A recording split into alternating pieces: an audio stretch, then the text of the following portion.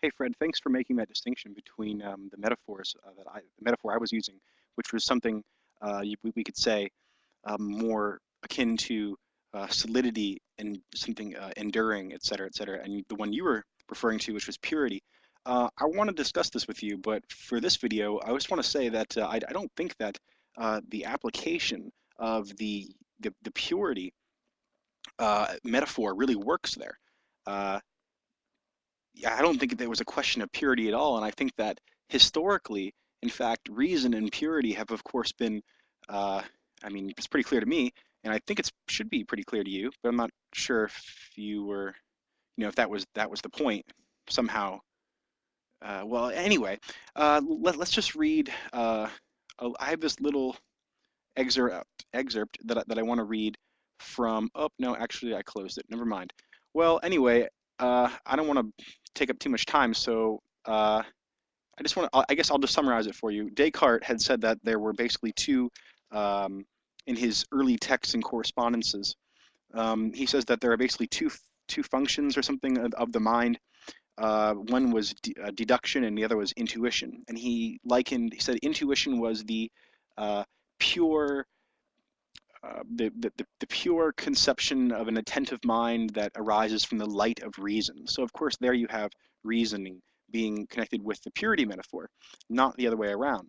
Uh, Reason is not seen as something that's sullying or dirtying anything. In fact, reason is seen as as something somehow connected with to be associated with purity.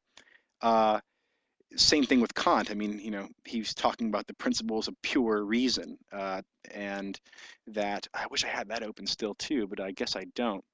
Oh wait, here we go. Okay, maybe it's here. Yes. All right.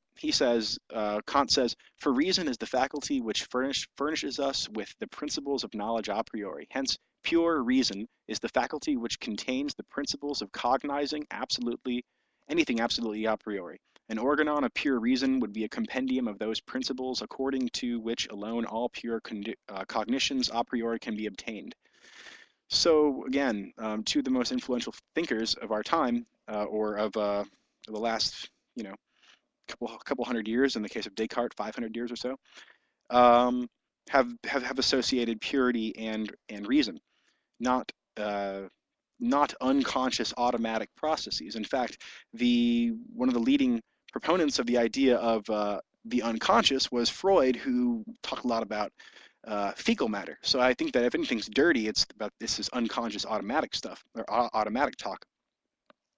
Um, I guess that's the first point I wanted to make. I had something else I wanted to say, and that was that.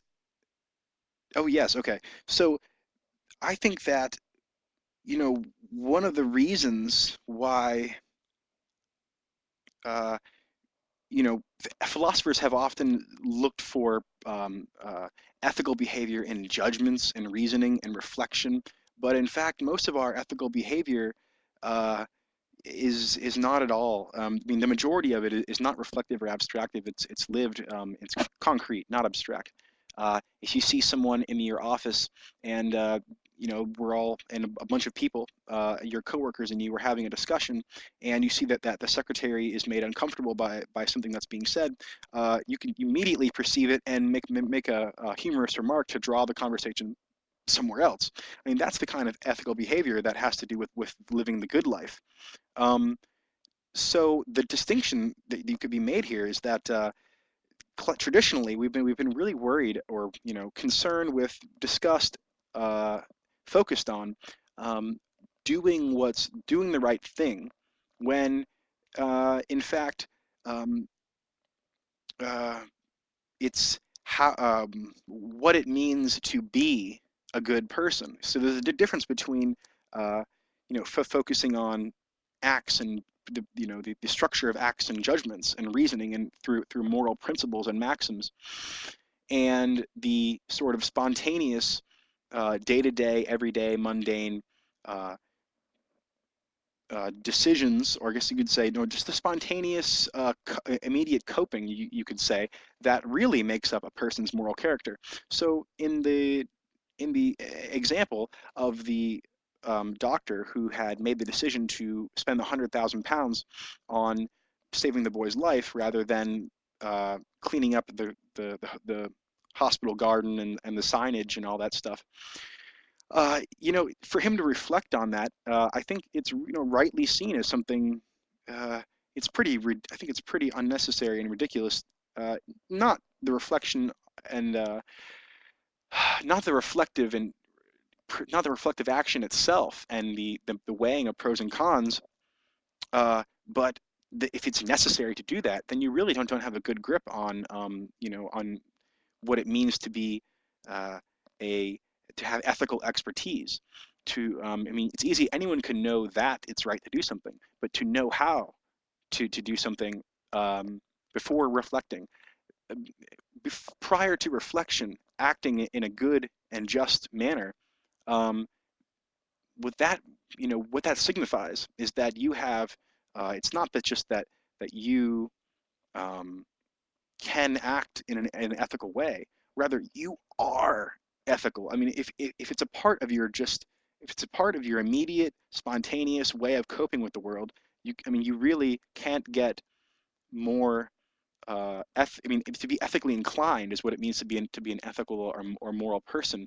And then there are such things as individual ethical and moral acts, which in a utilitarian point of view, from a utilitarian perspective, when you're just focused, or any perspective where you're just focused on the final result, uh, sure, there's no difference between the two. But in the everyday, day-to-day, real life, concrete, flesh and blood situation, and there I go using a lot of metaphors there, but in in the moment, in a situation, to act rightly and justly, I mean, that means that you have cultivated a sense of morality. And that's why I would also have rated the behavior on the part of the doctor as, you know, somehow higher on the scale of that was given in the survey than otherwise, than having to reflect on it. I mean, might be some kind of, I don't know what.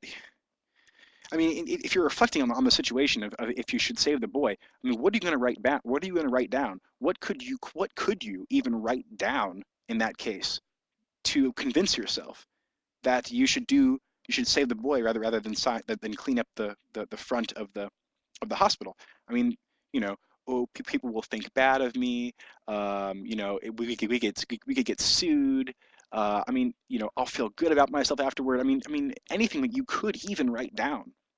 uh, just thinking about it right now, seems like that those would all be pretty bad reasons. Just shallow reasons, or reasons that I don't want to use. Again with the shallow metaphor rather than deep. So let's skip that. Those are reasons that do not pertain particularly to a person who is a morally good person, but rather someone who has the capacity to reflect and make a decision. Um, but you know the kind of reasons that you might give for doing a spontaneous ethical action, I mean, it's like the end of Wittgenstein's Tractatus. It's just something we have to remain silent about, and that's a deep silence, not a shallow silence, hopefully. But anyways, my point is that I want to talk about the metaphors of purity and endurance or duration, something at the core of the subject. These different metaphors that we use. But for now, I want to say is that your application of purity, saying that people see purity in or see re reasoning as something that's sullying, dirtying something. I don't think that applies in that case. And historically, as I kind of hope that I've sort of shown there, that's not been the case. Reason and in fact, reason and purity are what have been joined together. So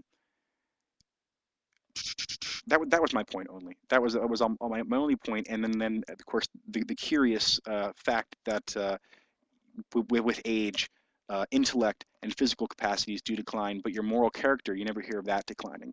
Um, and yeah, I think that's it. Thanks.